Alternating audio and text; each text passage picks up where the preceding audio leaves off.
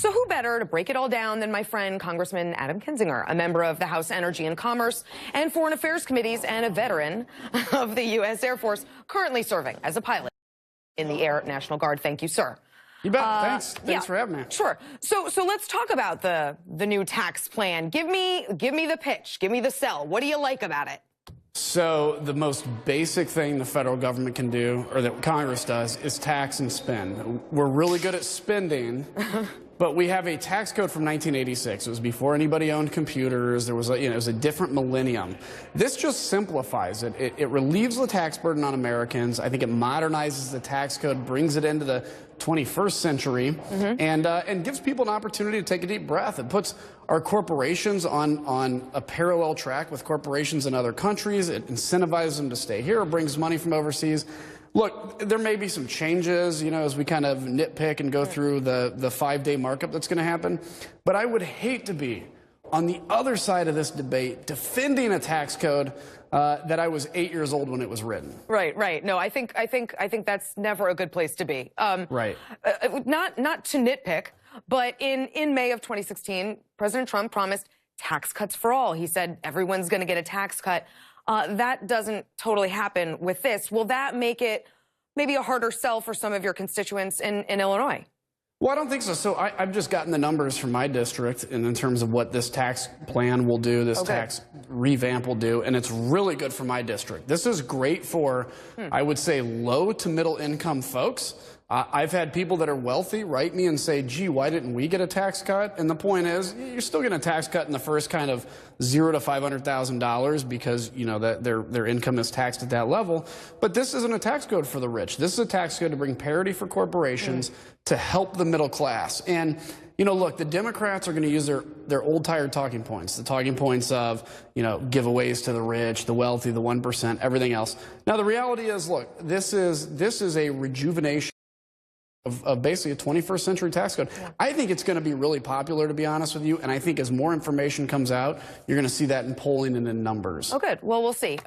Let's switch to the terror attack in New York City on Tuesday. President Trump has proposed ending the diversity visa, which I think is a really good idea, ending chain migration, also a good idea, and more vetting, good idea again. But this attacker, as you know, like so many before him, was radicalized here. We talked about it last night on the show. I want to get your opinion. Do you think we need to continue an actual war on terror overseas, politically, diplomatically, and yes, even militarily? Yeah, I think so. And the reason I think it is because, look, we're defeating ISIS right now in their caliphate. So somebody will see this terrorist attack and say, well, obviously we're not because they had a terrorist attack here. Right. This guy was inspired by ISIS, even if ISIS directed it. The point is, ISIS has lacked recruitment because they initially came out and said, look, we are the caliphate prophesied in the Quran.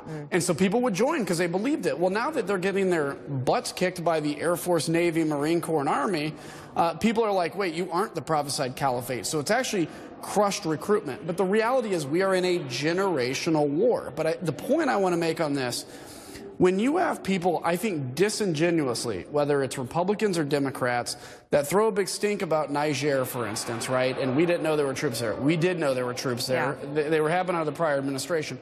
But this is why we have troops there, is because it's the old saying, you may not be interested in war, but war may be interested in you. Yep. We either fight them there, or an attack like what happened yesterday in New York, that's going to be more common. Yeah. Well, and as you mentioned, ISIS is in Niger and other parts of the Sahel and the Maghreb. I had a congressman on last night. I asked him this question. I'm going to ask you. Are you getting the answers to your questions sufficiently as to why we lost 4 U.S. soldiers on October 4th? Yeah, I mean, look, I don't know all the details yet, so I guess no. But the military is going through that process. I think we'll get all the answers. What's amazing is I think when this story is told, there's going to be a lot of heroes that were made on that battlefield. You think about the fact, what's unique about American forces, and anybody in any other military will tell you this, what's unique about our forces is when we are outnumbered, most militaries are taught to hunker down and defend. Yeah. We actually attack. We go after them and we win. And so, look, I don't have all the answers, but I will tell you, Green Berets are used to operating unsupported. Right. They're used to doing these kinds of missions. That's why they're trained so well. So it's tragic, absolutely, but at the same time, they're there doing heroic stuff, building partner nation capacity. Yeah, no, that's a good point. Thanks for joining us, Congressman. Yeah, You're always anytime. welcome. Thanks. You bet.